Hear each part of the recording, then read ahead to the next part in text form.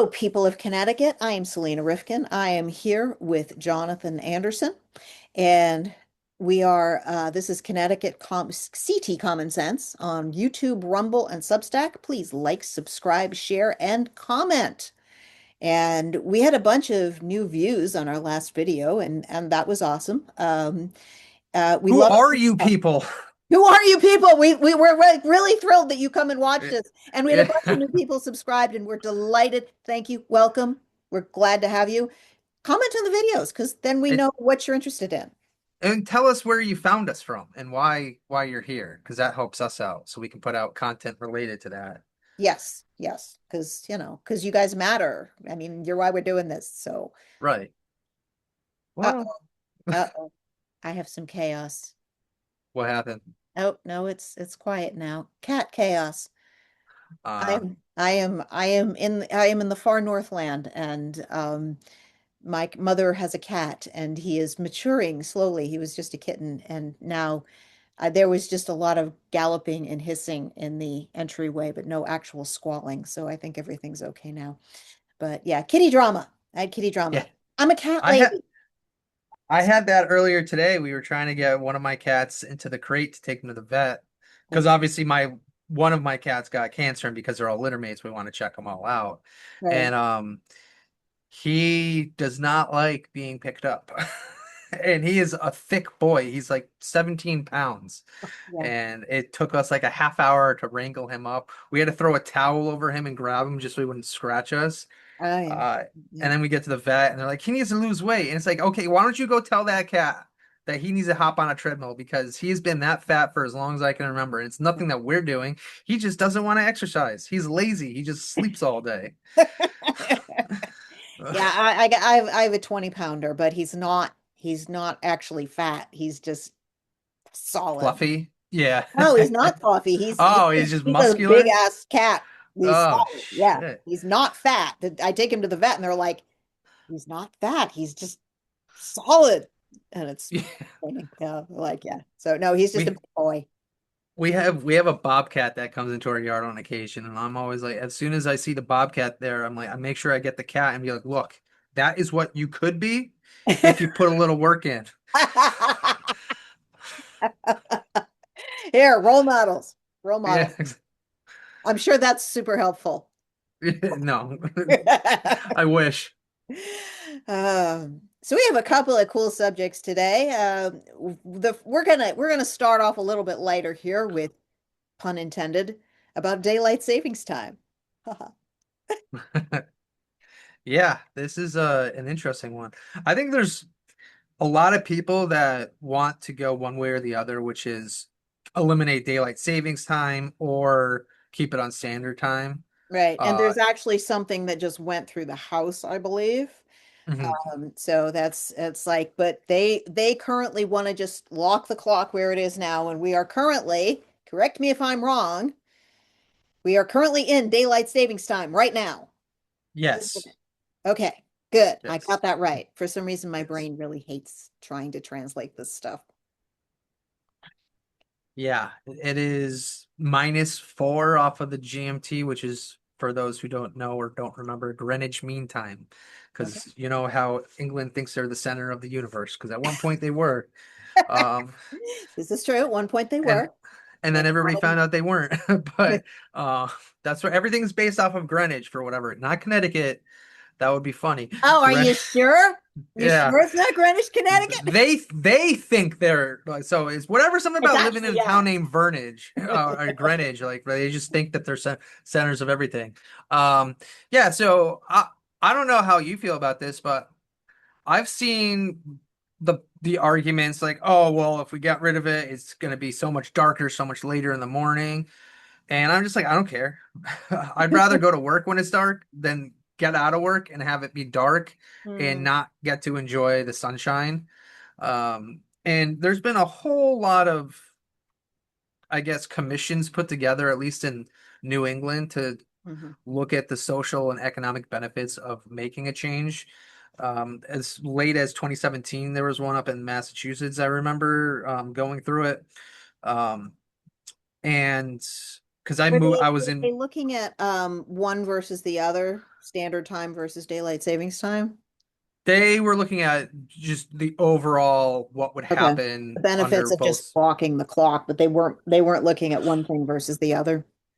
They I I think the study was what is it going to look like under this and what is it going to look like under this. So I think it was Okay. both, but it Okay. wasn't like mutually exclusive to only one.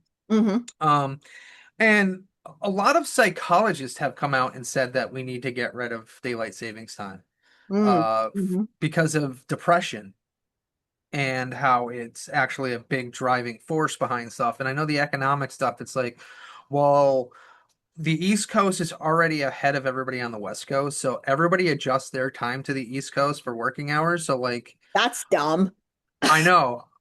I have friends that work out in Arizona because that's where they live, and they wake up for work at like 5 o'clock in the morning because that's when we start work is 8 o'clock our time is five their time. So Right. uh I just think it's bizarre because we do international business and we never have issues Yeah. dealing with those time changes. So there's like a whole lot of like, oh, we can't do this because of this. And it's like, you guys are just lazy. The logistics are already in place. You don't want to do it because you know it means that you're wrong.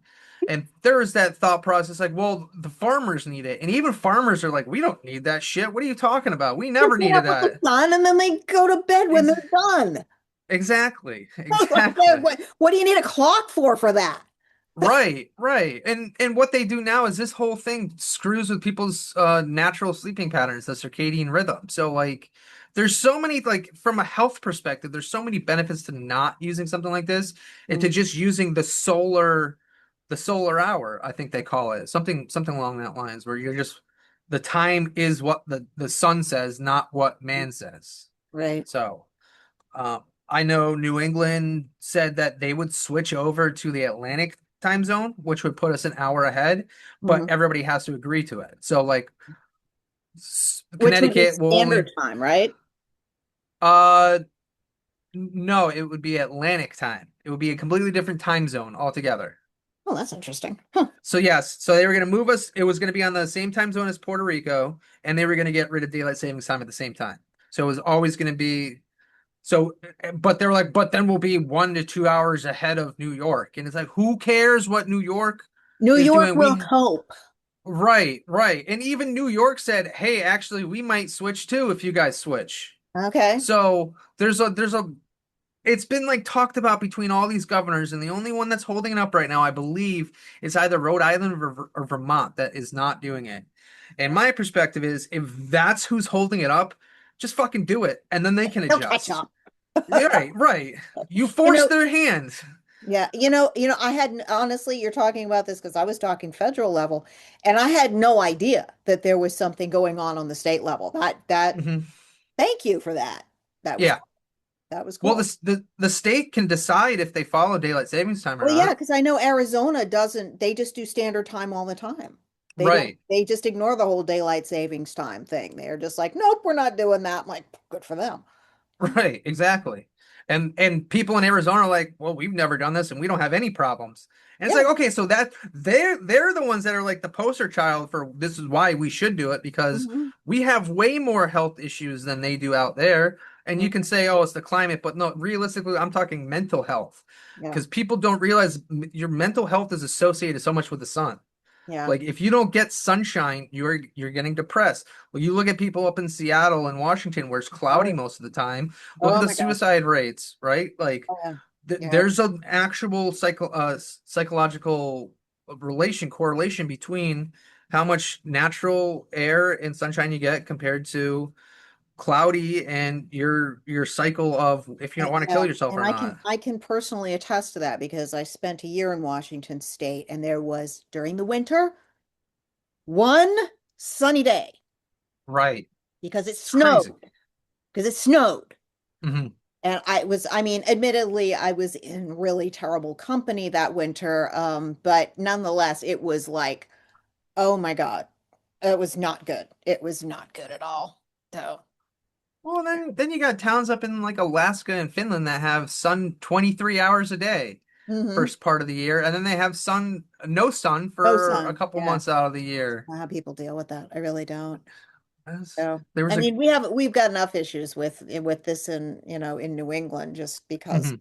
I mean, even just in terms of getting yourself outside, please people, get yourself outside every day. And one of Yeah, the things Andrew Huberman talks about, and if you haven't seen his podcast, he's great. Very, he's very science based and he gets into detail in a lot of stuff. But and this comes up for a lot of people is like get out as early as you can in the morning. And I usually do. I'm usually up pretty early and up and out with, I'll take the cats for a walk because I do that with my cats. I take them for a walk on a leash. on a leash. Yeah, yeah, I know. It's crazy. We can talk about that some other time. But yeah, get out, be in the sun, put your feet on the ground. It matters. It really does help your mental health. I was talking to you about the map that I saw on Twitter, and this is just funny because you brought it up, and I'm like, that's funny because I was just looking at some posts last night about this. Uh-huh. So I'm gonna show this map.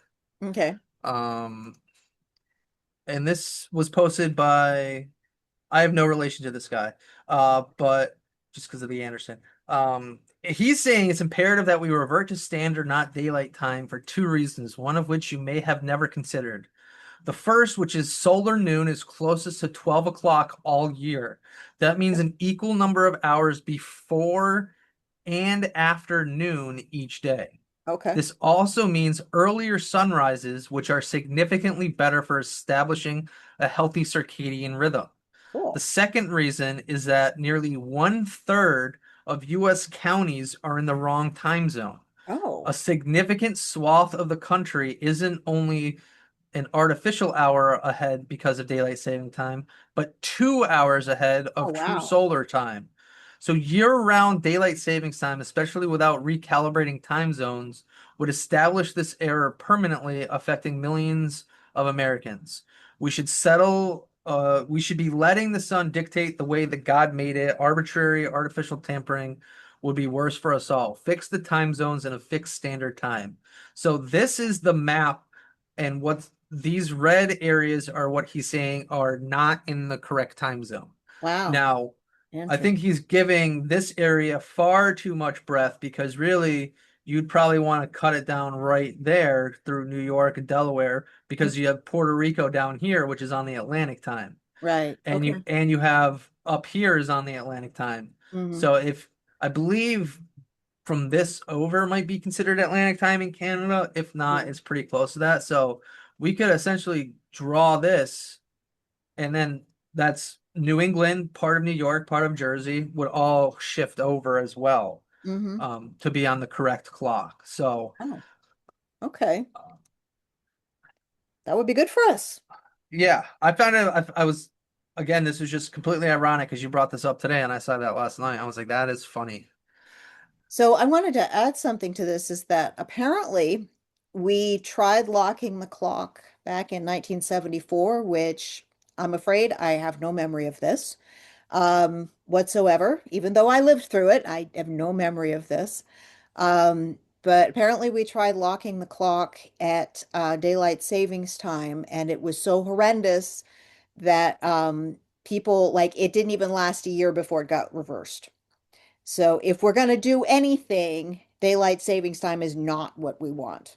So I realize that this just went through the national legislature, but if we can do this, if we could do this on a state level, that would be awesome.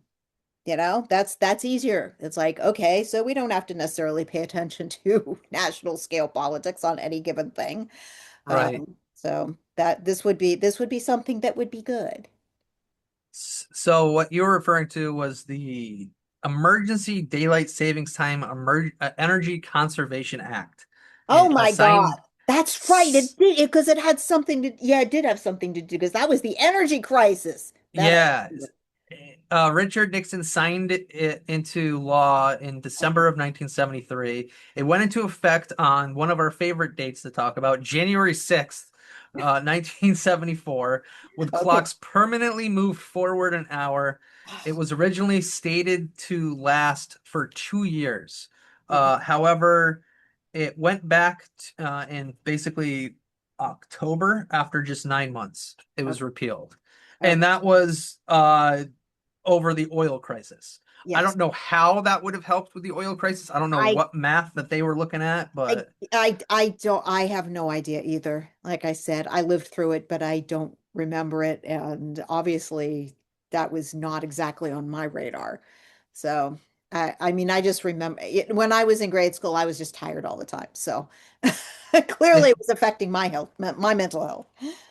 well, even on the global scale, I don't think most countries even use daylight savings time. There's No, some. they definitely do. The clocks change because There, I have internet. I mean, I know about in Wales and in Australia because that's where I have friends.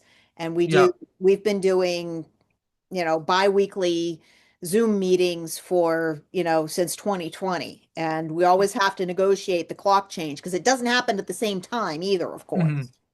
So yeah, they have to deal with that too. That's right, because we switched it as well, right? Didn't we Oh, switch it by a couple weeks here hmm. Yeah. recently? Yeah, so about 70 countries use daylight saving time. So not all by any means, but Right. roughly 70. And there's a lot of countries. There's almost, It's God, what mindless. is Why it? do we do that? Why do we do Yeah. this? People always blame the farmers, but they don't care. It's like, We're right. They blame the farmers, but then in 1973 they blamed the oil crisis. So what are we what really is this? blaming here? I've Yeah. also seen that the only reason that time zones were even created was because of the train rails. Oh, okay. Because they Well, wanted to make sure if you were, so say you bought a ticket and you were leaving Philadelphia at noon and you right, were getting to your destination at 4, well, they were using a different clock right. over there. It was a different 4 o'clock. So they said we need to standardize the time For zones. international travel, it is kind of handy to have some kind of reference. Yeah. Well, even this was in America where they established that. There Oh, was a book on it. Yeah. I okay. forget what the book was called. It's boring. Don't read it unless you are really into time zones, but I'm sure you could probably Google it. Because the only reason I know this is because I worked with somebody that was always talking about this. And it just, like, every day when you're hearing the same crappy story, you're like, oh my God, I don't care anymore. I know, yes, at this point I can recite the book and I've never even read it. So, uh, but he had like a list of reasons why the time zones are what they are and why daylight savings time exists. And none of it has to do with what popular opinion is, which is the farmers and worried about crops because the farmers don't care. If anything, the farmers like it the least from what I've seen Right. them saying. And The other cha- argument I've heard is like, oh, the school kids will be out in the dark waiting for the bus. they are already. I, I remember it being dark. It was like barely daylight when I was walking to the bus stop. My next question is, how many people in Connecticut actually just drive their kids to school routinely now? oh, I don't know. Lots. I know A lot. when I was in school, if you were a high school student, you had a 2 mile radius the way the crow flies that you would have to walk to school. Hmm. So school starts at 7:30. Well, that 2 mile walk, that's more than a half hour a lot of times. That could be like 45 minutes to an hour. You're having to leave your house probably at like 6 o'clock at the latest. Yeah. It's dark out and you're walking in the dark. So I You're like still alive. right. That's Like amazing. it does, and like even when I was in elementary school, you have to go out there and wait for the bus at 7 o'clock, and it's still darker. The sun is just coming out as an elementary school. So if you're a high school kid, you might have to wait at 5:30 in the morning for your bus. It's pitch black. So what's the excuse that they're gonna try and come up with next? Oh, the moon is too bright, and we don't want all these kids getting moon burned. Like it's just crazy, which is a thing, I guess. Is it Don't really? ask me. Don't ask me how I know that moonburn is a thing, but it is. Okay, I'm gonna have to research that later. That's I, I can't even. I Okay. I'll Are leave we? you up to that. Thanks. Are we through the subject? Have we beaten this one to death? Yeah, well, you said something about there was a federal thing that they were looking into. Yeah, Eh, there's a well, there's something, it just went through the House where they want to lock the clock and they want to do it mhm. for now, which is daylight savings. And it's like, oh, please do not make the same mistake twice. So Right. now I know that Nixon, it was Nixon. I can add that to any protest post that I put out there, but I don't know. Congress is such a fucking mess. Mhm. I don't, it's like they desperately want to find something nice to do for us, but it's like, can we not screw this up? It's not like Yeah. it's not that complicated. Could we have looked at this for 2 minutes before you decided that this was what you were doing? Like, I think they're just trying I to look like they're doing something. I thought it was already approved as well, Um, like years ago. no, I don't think so. I think they actually have to do something. See, I thought it under Trump's first presidency, I thought that's when they voted and said that they could switch it whenever they wanted. I don't know. Maybe they did, and I missed it. But I was honestly, I was a little under the weather during that time period. I had a lot on my plate, and I probably missed a few things. I wasn't paying a whole lot of attention. It was just, Yeah, there was this huge national business as pandemic. usual. No, that wasn't during his first administration, Jay. Stop that. And I Yeah, did it miss was that. at the tail end of his first administration. Ellen. Yeah. I mean, I'm always going to use that. Like, imagine if you just wake up after being asleep in a 10-year coma, and they ask you what's going on in the world, and you have to explain that Trump became president, got impeached twice. We went through a whole pandemic. Then he got elected again, and then we went to war, and then we got out of the war, and then we started another war, and then all this other like it'd be a movie that Yeah. would be worth making. Oh, well, I think, you know what? Honestly, you can't make these plot lines up. Right. Speaking as a fiction writer, the best you can do with that would be episodical television. Okay, this part would be an impeachment. This part would be another impeachment. This would be, that's the only way you could do it because even as a novel, you can't make a story out of that because good God. Oh yeah. So, hi. Here's one of the felines. See, he's got his little harness on. So I did want to share a quick update with the story that we've been following. Oh, okay. Oh, look, I'm still unaffiliated, and because they haven't updated the website as of the 19th. Uh-huh. So, just to be transparent, I said I was going to track it. It is now, what, a week after I had changed my Right. registration and it hasn't been updated yet. Yeah, I And suspect that they update it periodically and it's on the same day because I was on that website this morning and I put it out there because we found besides you, there's at least two other people. I did not actually, I'm not sure about my husband because he probably doesn't remember how he registered. Um, mhm, and he may have registered unaffiliated, so it might be okay. But there were at least two other people besides you who were sure that they were registered Republican, and they looked at their stuff and was not. So it's like just keep an eye on that, guys. It may not yeah. be a problem. Maybe we're just you know, hallucinating here. And maybe it's a fluke. Who knows? But just keep an eye on it. Yeah. You don't want to be surprised. I think more my indication is it's probably because I moved and re-registered Mm, and I didn't do it myself. Somebody at the state called me to do it, and I mm, have a feeling that that's how this happened. So that could if be. those people have moved, it could have been that that's when it got changed on them. But Mhm. either way, you shouldn't be switching people's registration without their consent, Right, and you shouldn't even ask it unless they bring it up right. that they want to change it. So. Right. Yeah. Yeah. It's not, this is, yeah. Yeah. And I'm surprised that someone actually reached out to you. I mean, I don't know, because when we moved, I just went into town hall and did the thing. And, It was because of jury duty. oh, okay. I got a letter for jury duty in a district that I was no longer living in, and I called them and said that I had moved. And Hmm. like, oh yeah, no problem, don't worry about it. We'll get you updated. Okay.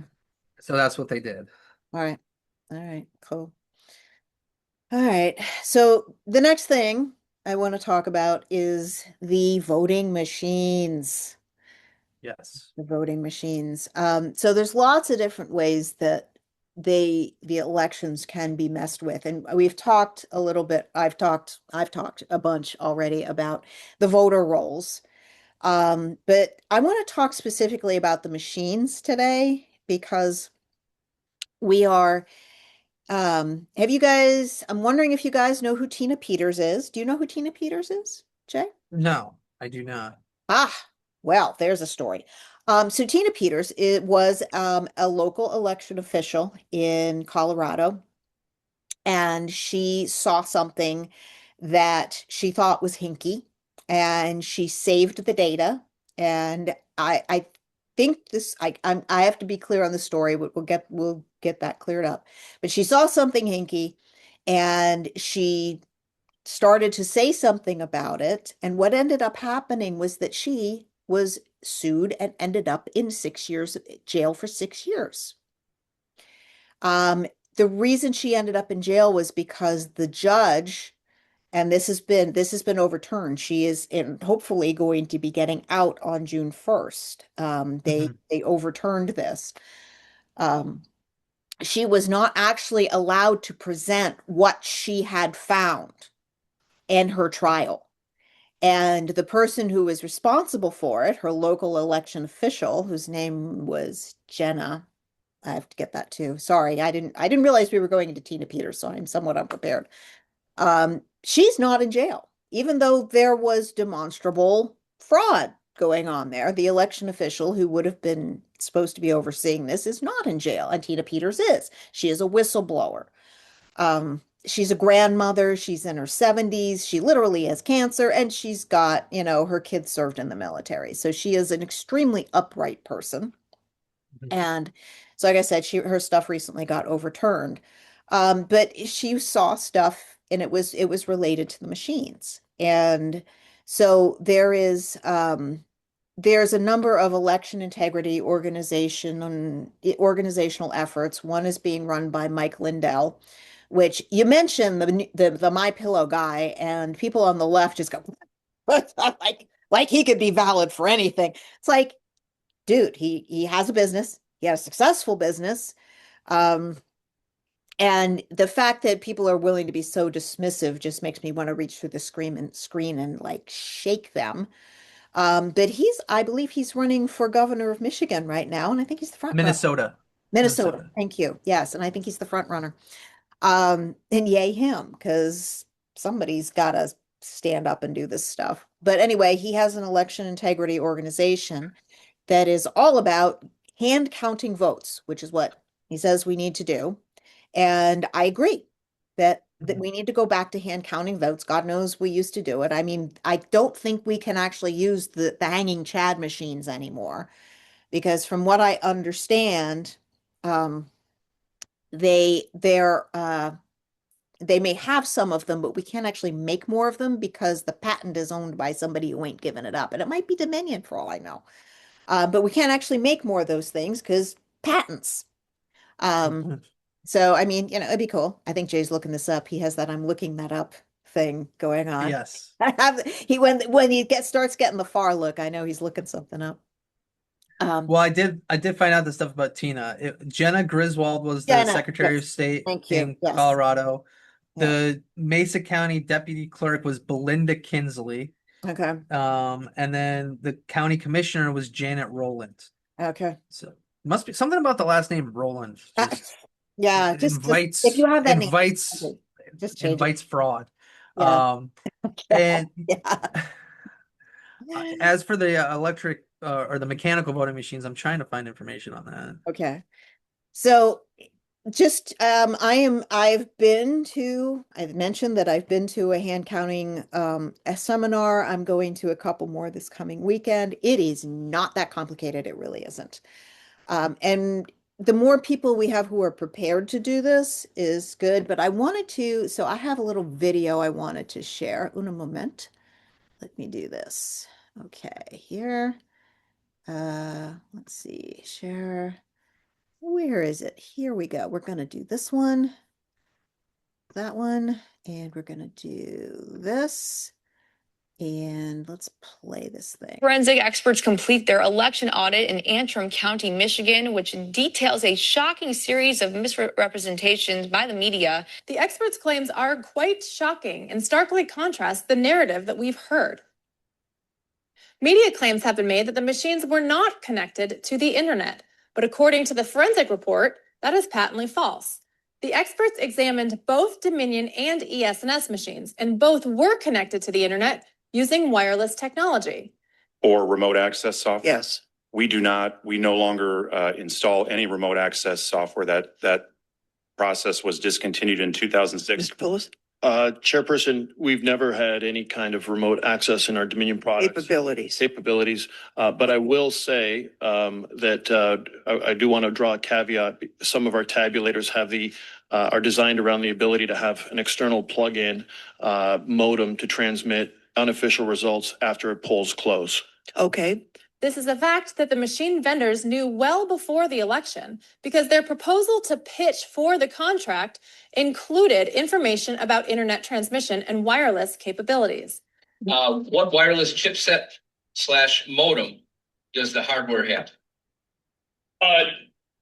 We support a variety. It's really up to the jurisdictions, what technology they want to use, what's compatible with their networks. Currently, in some jurisdictions, we're using basically a modem that is a 3G modem, GSM, but we can support multiple varieties of modem that can be, Including the latest 4G standards as well. So that answers the next question. Is it 3G or 4G? Verizon, AT&T, or Sprint? Assuming all? Yeah, all networks, right? That's quite a bit. Yeah, I mean, we actually transmit from the ICP in Mongolia as well, so limited networks. and in Puerto Rico, there's 3 vendors because the island is not covered by any of the vendors completely. So we use 3 different cellular vendors for some ICPs with this vendor, Claro, AT&T, and T-Mobile, I think, in the different parts of the island. So. Some of the forensic evidence for this fact includes the wireless chip made by the company Telit. This is a picture from the forensic audit of the chip inserted into the machine to transmit information wirelessly. The voting system was separated from the world by an air gap, that they're not connected to the internet. What I thought I heard you say is that you were able to contact Dominion, they were able to fix the problem.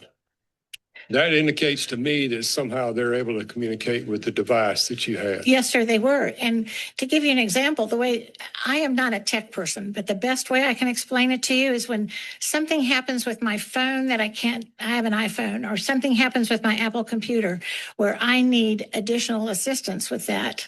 I call up Apple and I say, this is what's happening. And they say, do I have permission to take over your computer? And of course, I give them the permission to do that because I want it fixed.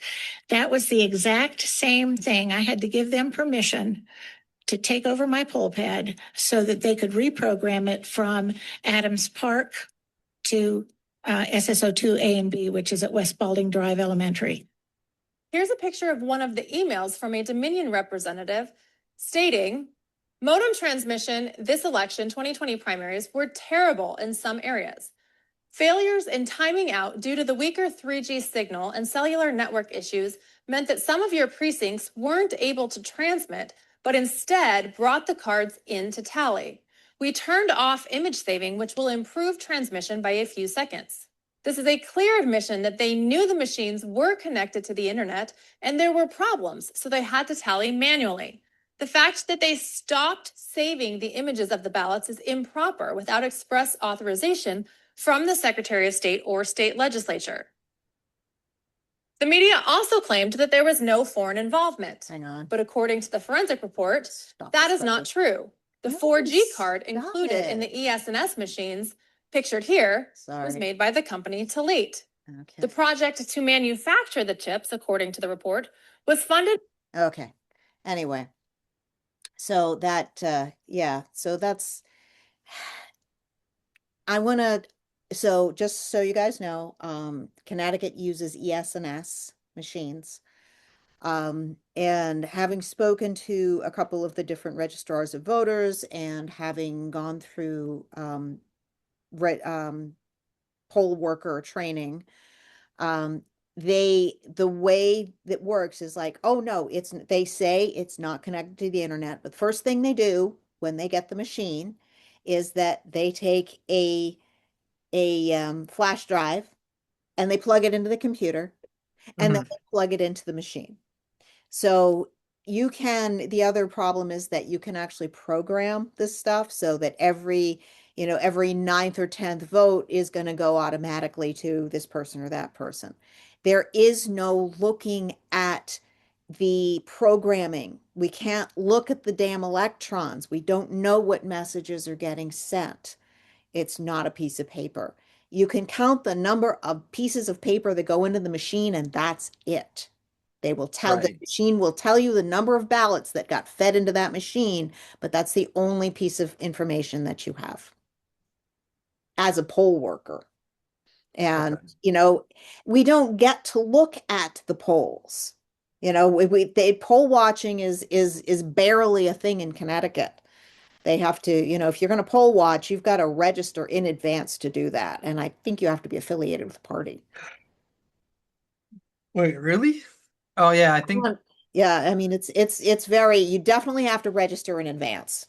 There's no just showing up there. So please don't do that because they'll just evict your butt. so. There's a couple things that news story kind of showed. And I think there's a fundamental misunderstanding about how technology works. Mm. And I think that's the problem is that that lady said, I'm not technology savvy, but this is how it works. Well, you're right. You don't know tech, so you can't say that this is how it works. You're being fed something because you don't understand it, and you're repeating what you're being fed as if it's the fact of God or the word of God.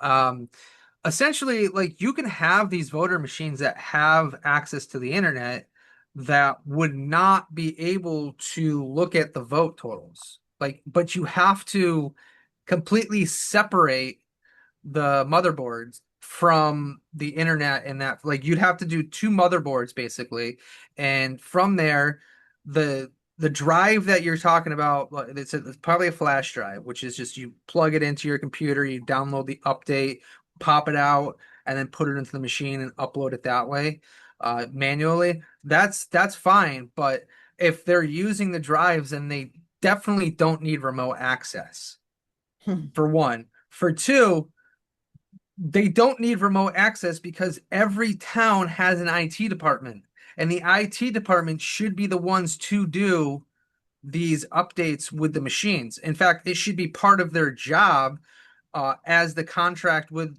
Dominion or whoever else is making these machines should be that they train the IT department on how to keep these machines updated and regulated without having to connect them to the internet or do any of the jump drive stuff or sharing, uh, basically opening up a gateway is what we would call it for somebody from the company to get into the machine. Um, I, I didn't like anything that was in there from the people that were speaking as if they were being honest, because they're taking advantage of people that don't know technology, and it drives me crazy. As somebody who is getting a specialty in AI and tech management, as somebody who's built his own computer, who has built his own uh, basically streaming setup, I have invested more time and energy into understanding how computers work from a hardware perspective and from a software perspective than most people that don't have as much experience. I could probably run in a completely large scale IT department with the amount of experience I have with computers. And I would say that a 3G versus 4G, like labeling it that is crazy to me because nobody looks at their modem and wonders if it's a 3G or 4G modem. It's can it give me internet? Like even I have what's called a Wi-Fi extender off of my modem. So I have a main modem that goes into my router, and then that router has what we call a web, which it's got these different points throughout the house that just creates a stronger signal throughout the house. Right? You can see these in a lot of buildings that you go to. You might not notice them, but you'll see them up on the ceiling, or you'll see them plugged in somewhere on the walls. and that's to get the strongest possible Wi-Fi. But it doesn't matter if it's 3G or 4G. All that is data speeds, and even then, nobody's calling it that. They're just saying it can handle this speed, and it's normally in like it can handle like 2 gigs of speed download and upload, or a gig of speed. Nobody's calling it 3G or 4G. That's just getting you to think about something that's completely unrelated. That's making you think that it's a phone versus what it actually is, which is a piece of equipment So that that's can, because those were the salesmen who were talking about, who were saying that. So that sounded like that was part of the sales pitch. which is again, if you don't have your salespeople up to date on what is and isn't true, then these lies are going to get peddled. Hmm. So now you've got people trying to compare the voting machines to your phone speed, and that's just not equivalent. That's not how Wi-Fi works. I'm sorry. You why Wi-Fi is all coming in through like a fiber optic cable or through a coaxial cable, which is if you've got a coaxial cable, it's because you use a like a Comcast or a Spectrum, and they already have the line, so you're getting everything through that one line. Fiber is a little different. They have to build a or install a completely separate line that goes out and connects to, everywhere else because it's a faster capability. So if you have traffic on cable more than you do on fiber optic, and what traffic looks like, it's like if you have going down a call it 84. You're going down 84 in Hartford, and you hit the city, and it goes from 3 lanes to 2 lanes. They call that a bottleneck. It's the same thing that happens with like cable internet.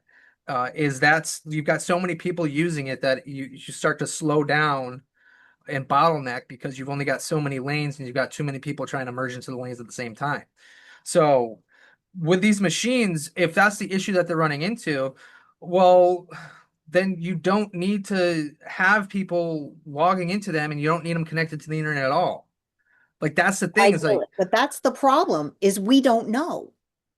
That is the problem. I mean, all of this, all of the tech stuff, and you can listen to that stuff and say, "Oh, yes, okay, X, Y, and Z." That's great. The average person mhm. is going to have no idea what to look for.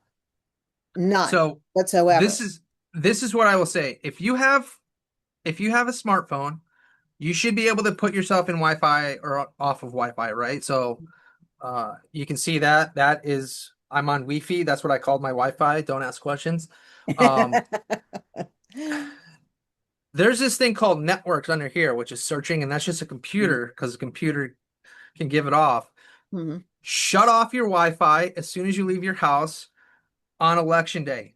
Go to the polling place, turn on your Wi-Fi, and see what pops up for Oh, networks. okay. That's going to give you the indication of if that is giving off a signal. It's a good And people are idea.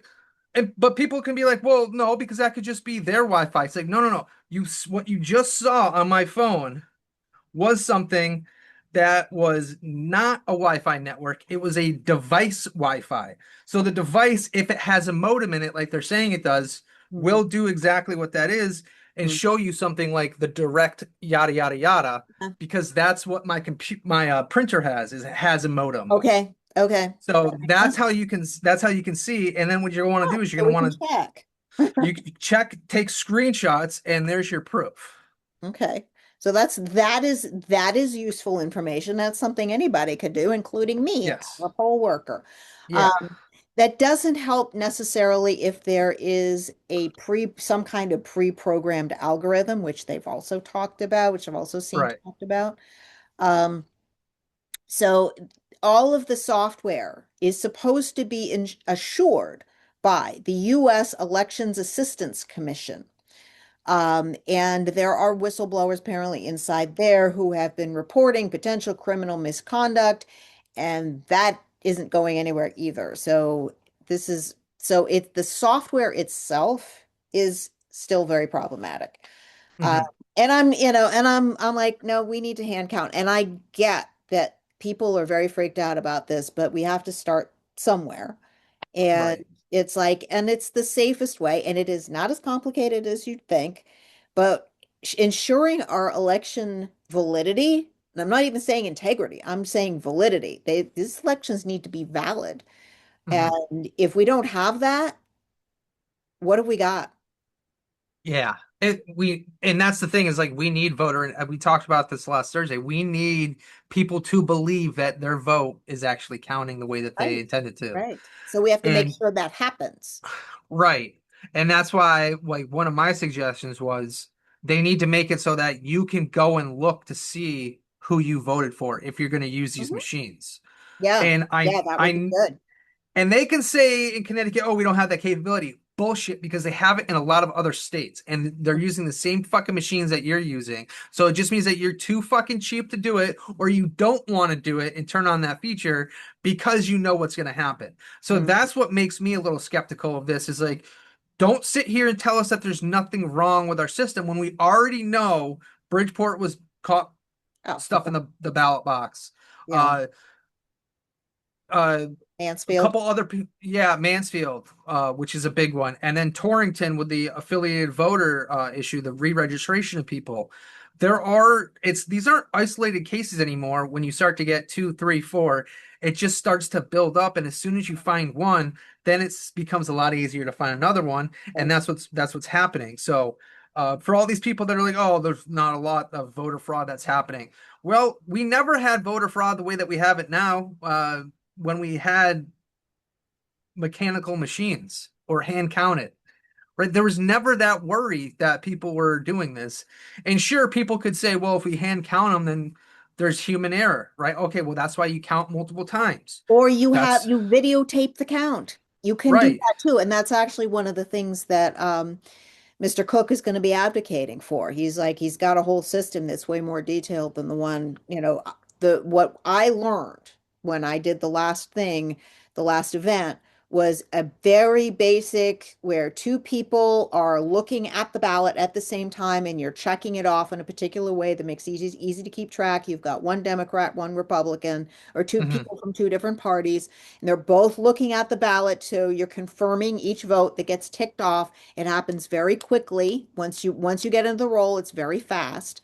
Yep. And so he's also advocating for videotaping all of this so that there's literally recordings of all of it. So Yeah. it then becomes much more difficult to cheat. And I mean, we should be having the governor just signed this thing where it's like a no excuse absentee ballots, which means they're going to be mailing ballots to God knows who and counting them God knows where. And this is, and so what I want is like, you can listen to all this and go, oh my God, why am I even bothering to vote? You know why you're bothering to vote? First of all, plan on voting, whether or not you think it works, because the person that you're is running, the loser now has standing to go and demand an additional recount. They can look at that. And it does get overturned. That did actually happen recently where someone challenged it and said, no, I want to recount. And there were a couple that got overturned in Connecticut. Um, so I mean that process we'll have to go into that process a little bit more at some point. But that could be the thing that actually, what was it? Which didn't we talk about, or was that you we were talking about?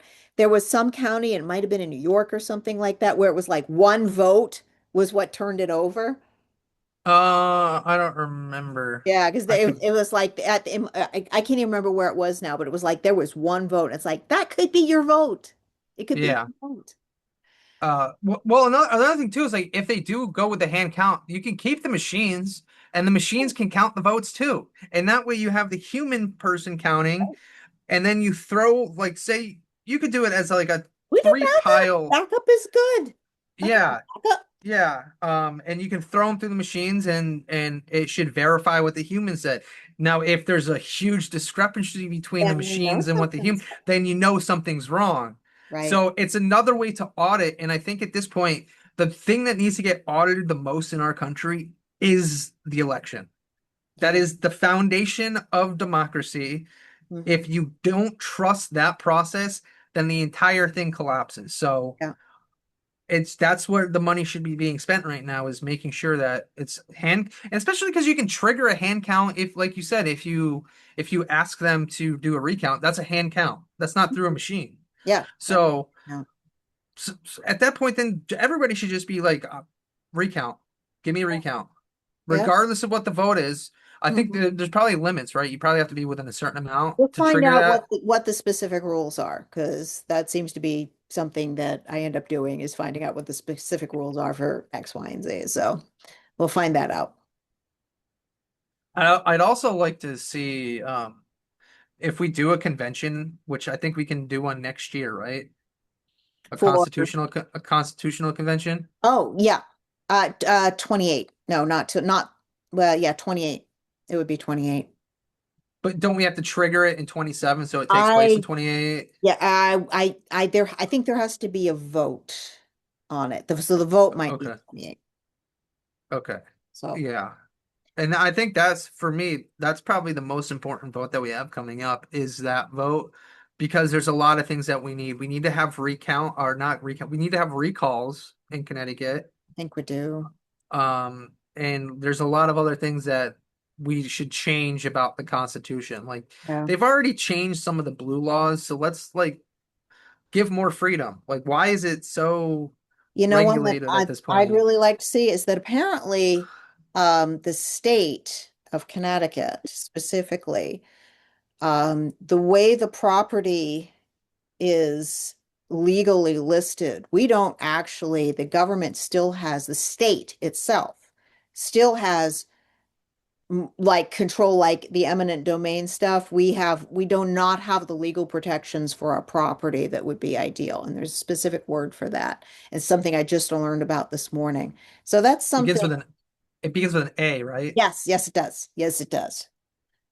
I saw that post. I can't think of it. Yeah, I'm and only seeing appropriation, which is not what the word was. It was like I know AB who something. posted it. I know who posted it. It was Linda D.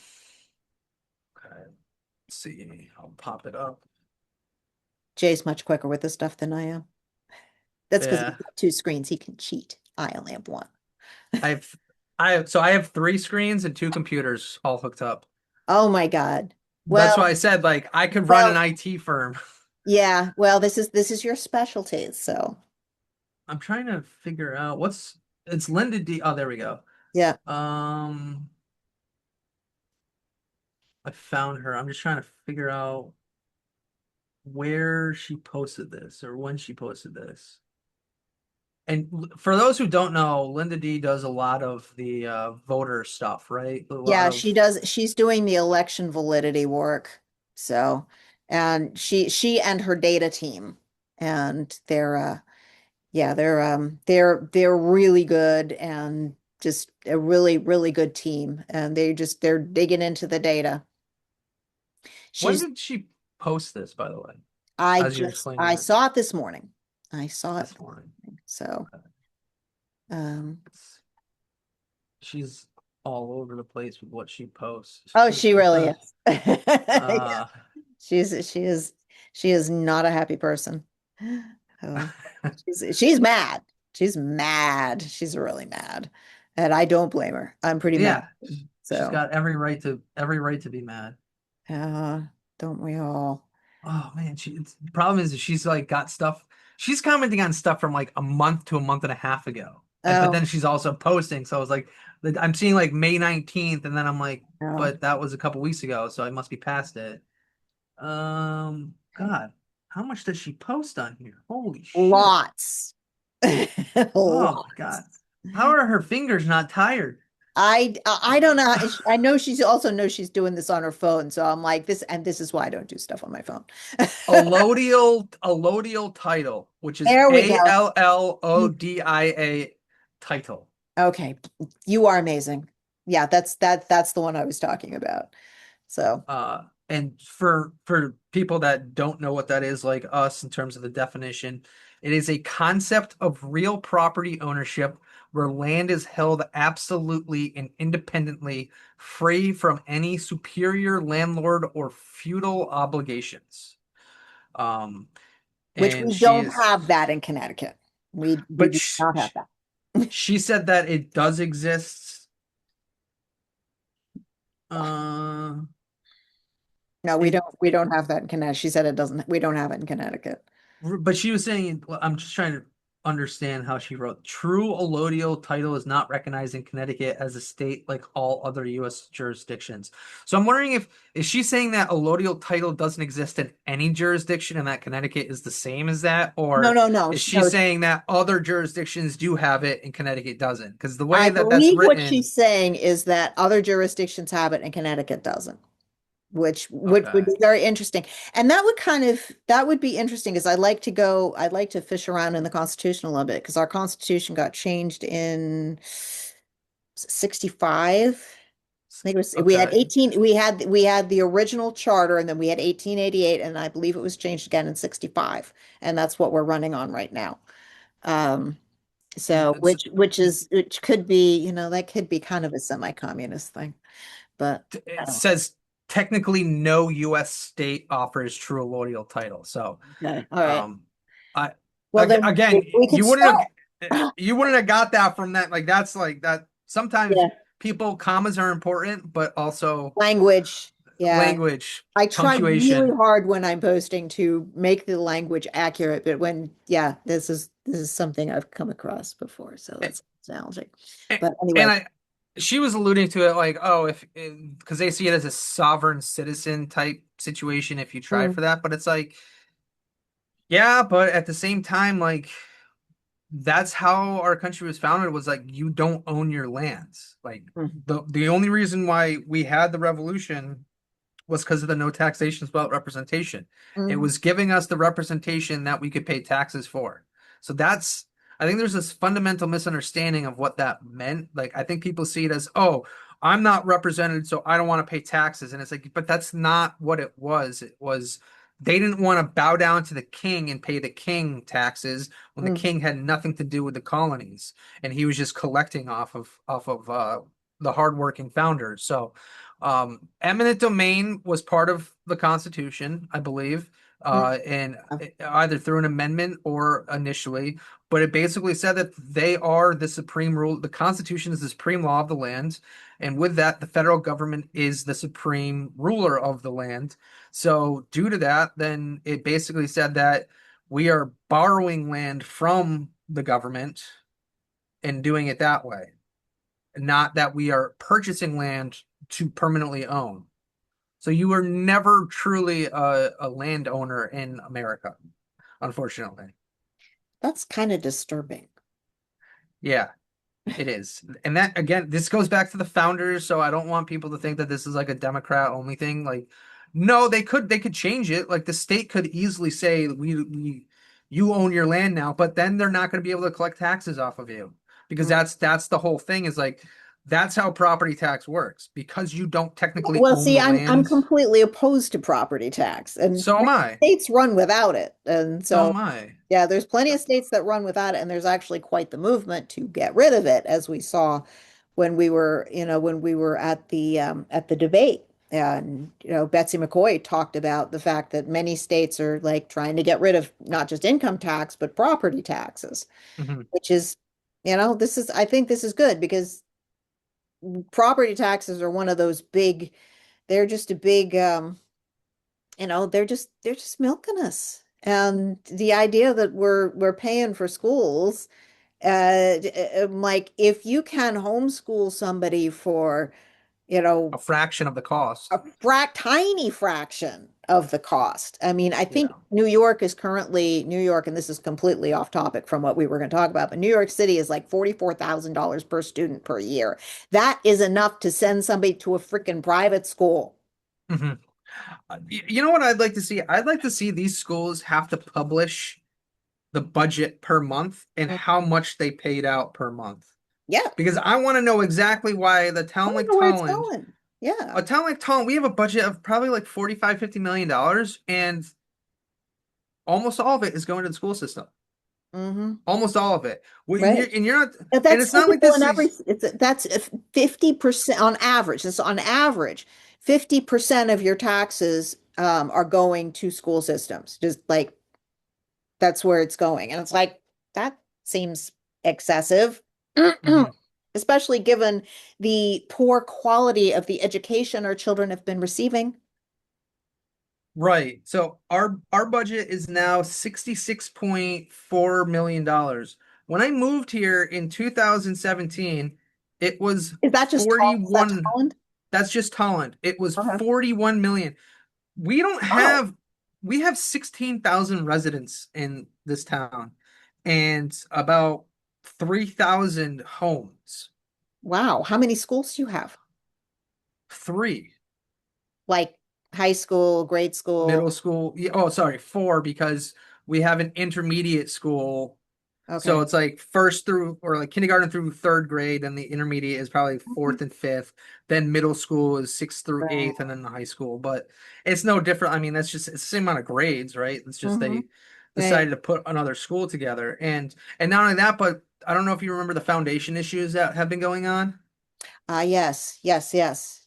So You have those delightful foundation issues? Yes. yeah, yeah. I actually know the quarry where it came from. I know the family that was involved. I won't say their names because they had no idea.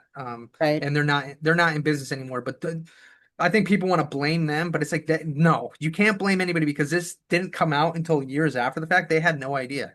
Right. But this one of the schools, the intermediary school, the intermediate school, which is I think fourth and fifth grade, that was recently built has the foundation issues, and Mm, they have to get a grant from the state to rebuild the school right. in a major area. So regardless, from 2017 to now 2026, that's 9 years. It has gone up $26 million in spending, and most of that is only 14 million of that is for the municipal operating budget. The rest is going to the schools. Great. So, what, $50 million, $51 million is going to the schools. That's probably got a combined maybe 1,600 kids. And how many administrators? Now, don't assume that you can answer this off your cuff, but how many teachers versus how many administrators?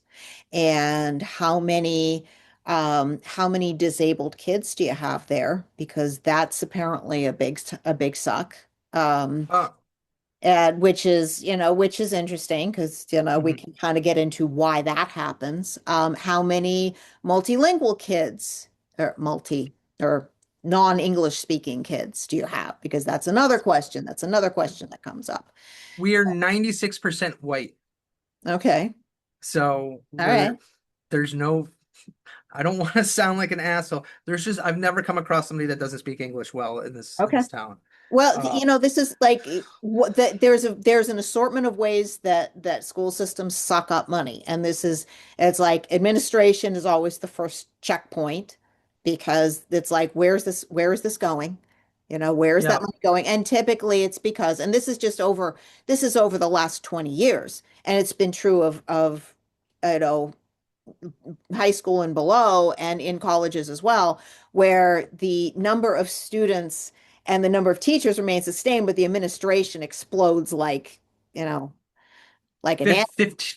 15 administrators, Mm, eight at the local level, seven at the central office. mhm. So that's not a lot, Right. right? Because you All you right. So figure where the heck is that money going? Why is this? that's Yeah. I mean, do you have more students? Did your number of students actually increase? Because from what I it, understand, the number of students in all Connecticut schools has gone down considerably, like in the last 10 years. well, and not only that, but I'm pretty sure that not even sports are funded by the school anymore. I think you have to do a lot of fundraising, and Right. you might have to pay to play now. Oh, So okay. I I don't know where the money's going. You can say it's probably into technology, but there's no way. I Yeah, mean, that's crazy. I I don't think anybody knows where it's going. And I think that's what's concerning me is like, if I can't figure out how this works for a population of only 1,600 students, then Right. think about the cities who are in Right. like a New Haven, which is getting like hundreds of millions of dollars for Hmm. their school system. And it's probably like 4 or 5 times the size of Tolland just by population alone. So, if and I know that their education is not that great, but like isn't there like a ratio that they try to get you under for a teacher to student? Um, perspective. Yeah, and So what's interesting is that even, in terms of quality education, a teacher-student ratio isn't actually that good a metric, of a metric, right? because I mean, you can because there are things that you can learn using, AI even. Hmm. I mean, not that this was an option earlier. This is only something that's coming up now. But even before that, there was a really interesting study done by a guy in India, whose name because we're just riffing now. Yeah. Um, and what he did is it was called the Hole in the Wall Project, which you can look up. It's actually quite interesting. And what he did is he said, okay, what can kids learn by themselves? And he was working at a large industrial complex in India, and on the other side of the wall was basically a slum. So in the Yes. wall and below adult comfort level, so that adults couldn't use this, he put in a computer and he kind of weatherproofed it and he set it up so that it was comfortable for kids, but not for adults. So it was like below adult level. It had a cover over it and the keyboard was covered. No translation services, which, they didn't have back this. This was 10 years ago now. And so they basically they just said, okay, what can the kids learn? They put a camera on it and we're just observing. Yeah. The kids figured out really fast. Just just by getting in there playing with it, they figured out really fast how to use the computer. They're Yeah. going on American websites, and then they start teaching their younger friends, okay, this is how you do this, this is how you do that. And Yeah. that interaction was enough for them to get quite a long way. So he did a follow-up experiment where he sent a bunch of computers he's up to, like, in the middle of the Himalayas, where there's no internet, there's nothing. They put a bunch of um information on, I believe it was genetics, and they put this on the computers, and they like left it with these kids and said, well, we don't really expect you to learn anything, but here it is, you can play with it. And Yeah. they didn't give them any instruction, they just said, here it is. These kids went from 0 to 30% knowledge just playing with it on themselves. And so then they added in one more step. They call it the granny system, where they connected to the internet after that. And then they said they had women, it was like from Great Britain, who would, kind of sign into the classrooms, and all they did was say, "Oh, wow, that's really great. Why don't you tell me more about that? Wow, that's really cool. Just explain that to me." And the kids would do that, and they went up to 60% knowledge just doing that. It's So, called minimally invasive education, MIE is yeah. what they Yeah. Okay. So now uh there's a name for it. I just knew Hole in the Wall Project. so yeah, that's the project, and that actually started in 1999 is what I'm Okay. seeing. Okay. So they've expanded it globally, like you were saying, to the Himalayas. So that's been a lot of the recent Right. stuff. But yeah, so this started from the Hole in the Wall Education Limited, which was Highwell. It was a Hmm. cooperative effort between the NIIT and the International Finance Corporation. Hmm. Uh, Started in India and it covered 300,000 children between there and African countries. So, Hmm. yeah, I mean, I remember growing up, like not everybody that I knew had a computer or the internet, and I had friends that would come over to my house and I would have to teach them how to use the computer. And Right. then they learned pretty quickly and then taught Mhm. other people. So I get it. And again, like I think it's important that we start to see where these schools are spending this money. And Yeah. if it seems like they're always protecting the unions, right? That's what Oh, I yeah. always hear is like, oh, we got to protect the union. It's like you're not even paying these teachers all that much, Hmm. and they're paying for so much stuff out of pocket anyway. It's like, what are you guys paying for? Yeah. It's like when parents have to like buy their kids paper and pencils and books. Yeah, I mean, come on. Come on. right. It's like another tax. It's like so my property taxes aren't even enough to cover Mhm. the education. Where is that going? Literally, Right. seriously, where is it going? Right. Yeah. And it's not like lunch is free, right? It's not like they get breakfast. So Mhm. I would love for the state to pass a law that says that you have to show everybody your monthly spending as a school so that we can track it. Because then think of it What about the 3 months in the summer where there's nobody there? Yeah, seriously. What are they doing with that money? So you're telling me for 9 months out of the year they're spending $50 million in Right. this small town? Like I Well, just that's, don't I don't buy it, that. it's worth looking at your local town and seeing what of that, how much of that is documented and how much is being, what access can you get? Because it's probably different by town.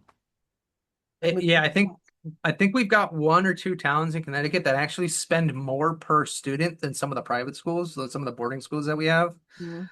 because Which of how doesn't much mean they're. the education's better. Which does not Yeah. mean the education is better. I want to say it's like Sharon, Connecticut might be the one that I'm thinking of, Mhm. but it's like on average it's like over $30,000 a year per student, Mhm.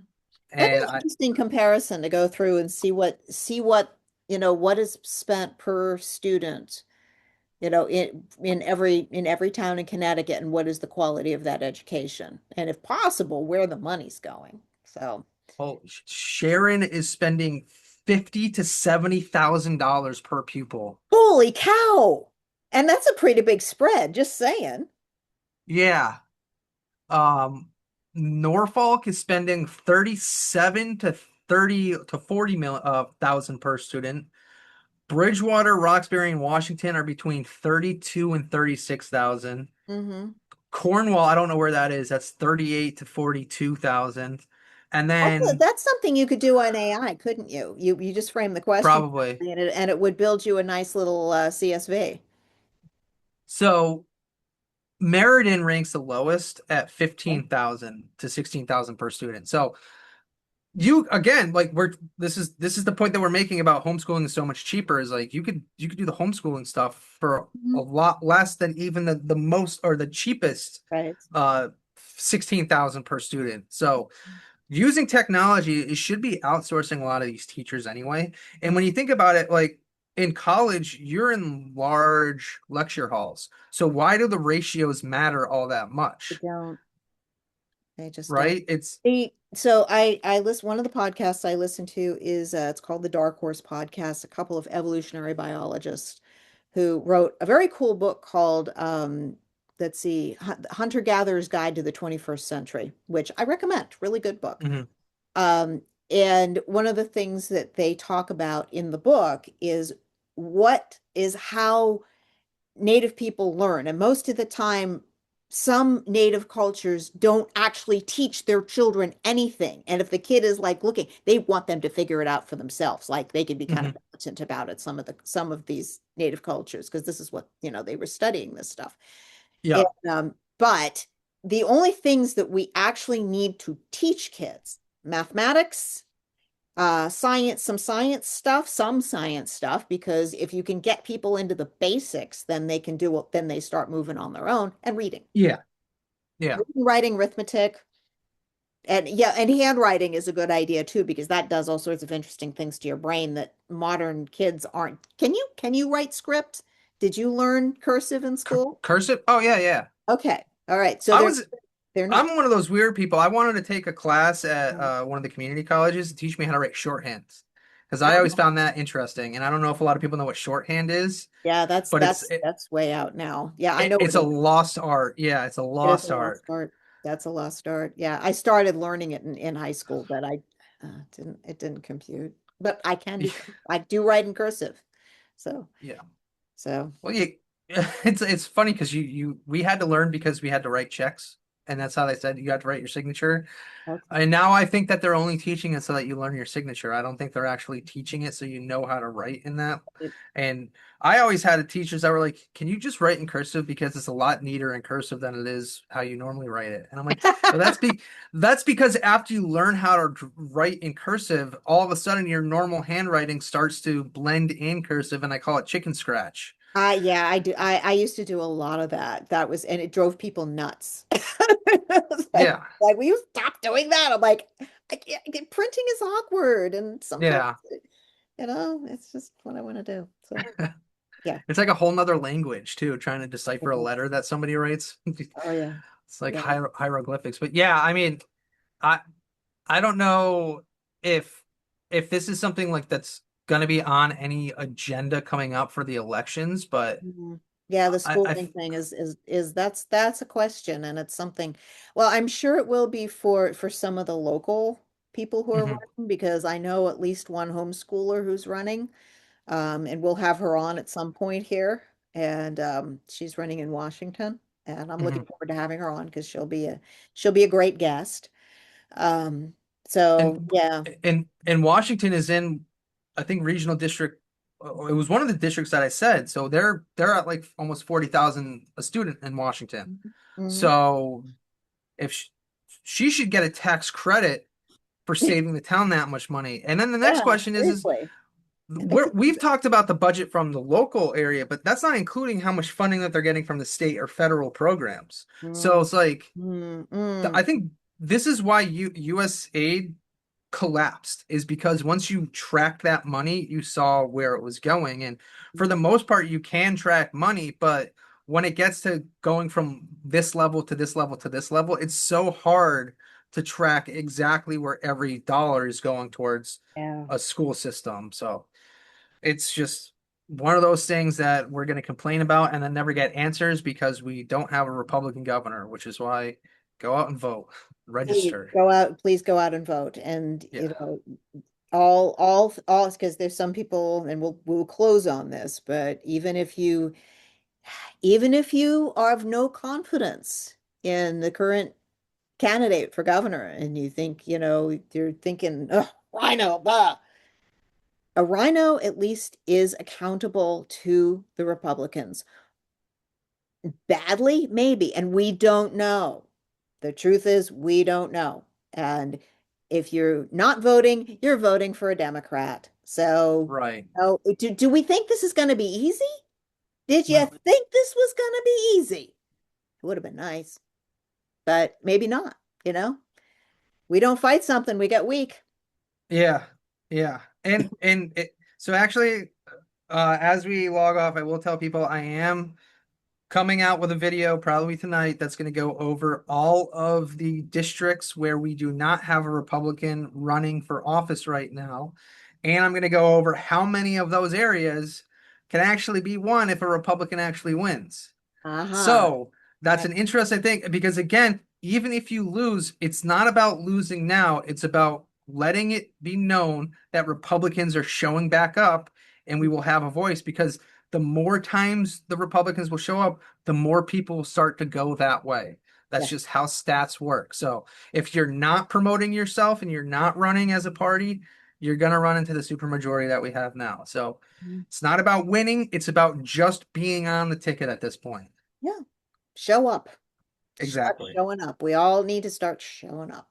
Exactly. And on that note, Yes. I think we're there. I believe so. Okay. So God bless Connecticut. God bless America.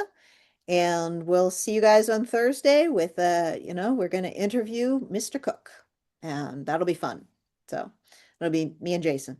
And yeah, so watch out for us. We'll see you later. Like, I'm babbling again. Okay. Bye. Bye. Bye, everybody.